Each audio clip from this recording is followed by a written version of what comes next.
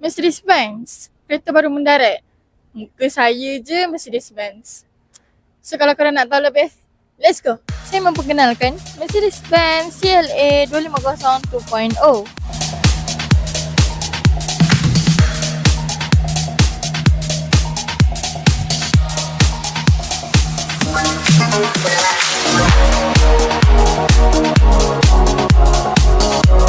Antara ciri-ciri yang terdapat pada kereta ni adalah 2000cc turbocharged petrol engine, 7G automatic gearbox transmission, dynamic driving mode, electronic adjustable seat, semi leather seat, ambient light, power boot,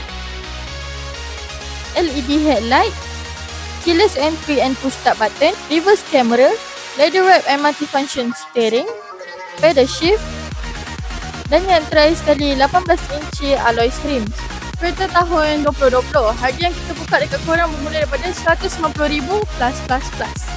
So you guys, berminat tak dengan kereta yang cantik and mewah ni? Kalau you guys berminat, datang showroom kita untuk tengok kereta ni daripada depan and tahu lagi detail. Jumpa dengan saya and jumpa dengan saya semasa kita untuk dapatkan special price, okay? Kita jumpa korang kat sini. Bye bye.